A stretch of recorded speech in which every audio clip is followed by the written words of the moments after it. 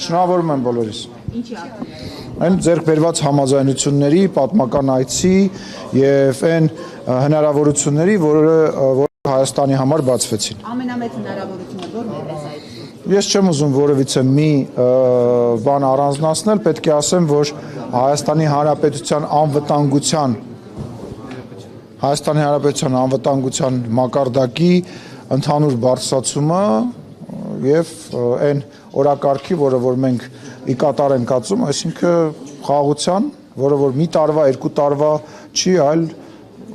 տասնամյակների, եթե ոչ հարյուրամյակների։ Շոշափելի արդյունքներ կան գերիների հարցի հետ կապված, ինչ համաձայնություն է ձեռք բերվել։ Փայլակ ջան, դուք տեսնում եք, որ հաճախ դուք ինձ այդ հարցը տալիս եք, մենք ասում ենք, որ մենք հրապարակային դրա մասին չենք խոսում եւ գործը արվում է, դա ասածից հետո ինչ որ քանակությամբ մարդիկ վերադառնում են Հայաստանի Հանրապետություն, որևիցե բան այդ մարտավարության մեջ չի փոխվել, մշտապես խոսվում է թե գերիների մասին, թե անհայտ կորածների ճակատագրի մասին, թե բոլոր այն խնդիրների մասին, բայց նորից եմ ասում, պետք է ասեմ, որ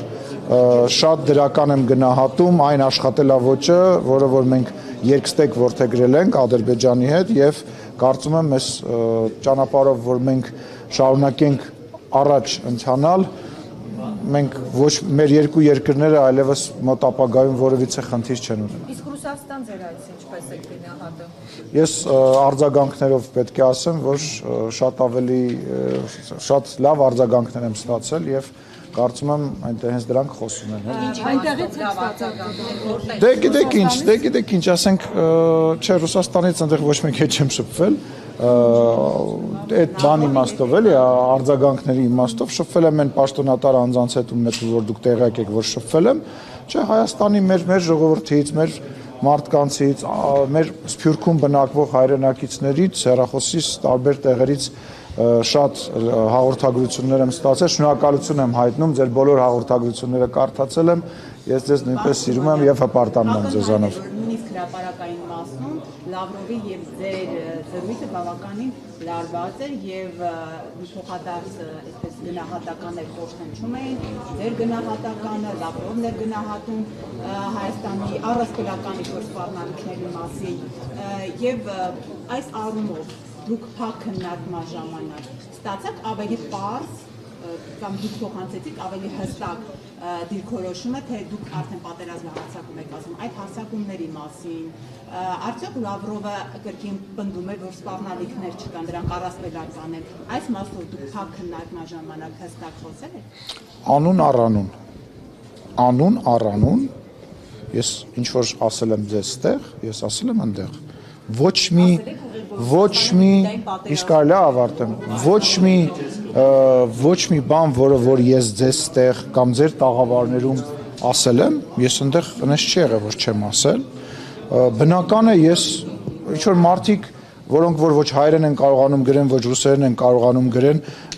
ինչ որ ակնկալիքների մասին են խոսում, չգիտեմ, իրենք ենթադրում են, որ ես պետք է հարձակվեի, ինչ որ մեկին հարված է այնտեղ, ոչ նորմատիվ լեքսիկոն օգտագործեի, այդ մարդկանց առաջարկում եմ լռել, գնալ հայերեն կարդալ, գրել սովորել նախ եւ առաջ կամ գոնե ռուսերեն։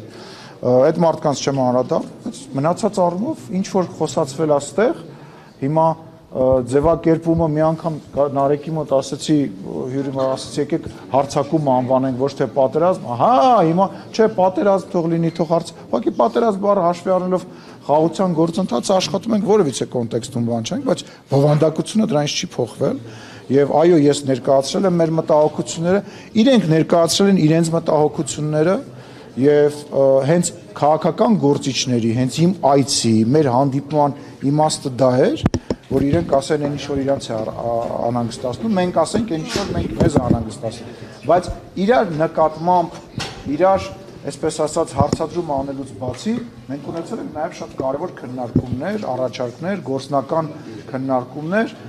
սկսած տարբեր ներդրումների հետ կապված Հայաստանի Հանրապետության տարածքում, վերջացրած, չգիտեմ, Ռուսաստանում Հայաստանի մշակույթի օրեր անցկացնելու, մեր մարզերի եւ ռուսական ռեգիոնների միջև ձեռք բերված պայմանավորված ժամ ու կես թե ժամ 40 րոպե մենք իրար հետ զրուցել ենք եւ կներեք ինչ որ բաներ դե parza չեմ կարող։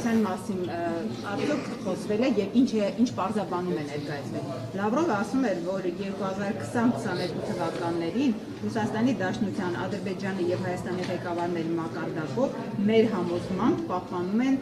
այն պայմանավորվածությունների մասին է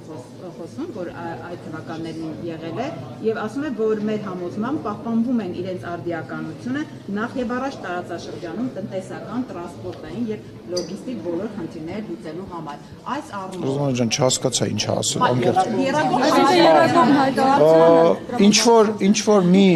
Ինչ որ մի նախադասություն ակնարկ երակողմի հետ կապված եղավ,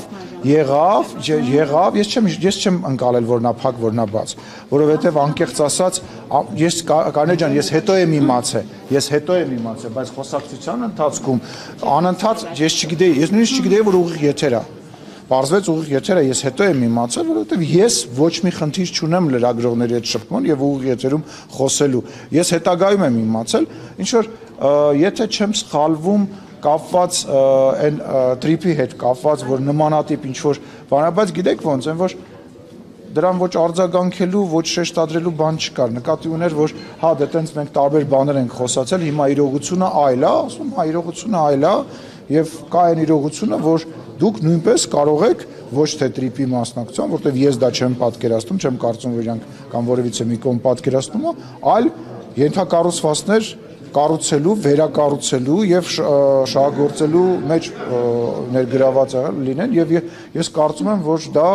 շատ լավ առաջարկ է, որ իրենք պետք է ու պարտավոր են արձագանքել եւ կարծում եմ կարձագանքեն, որովհետեւ համապատասխան այդ խոսակցությունը մեր համապատասխան գերատեսչությունների հետ ենթադրում եմ, որ արդեն պետք է սկսված լինի։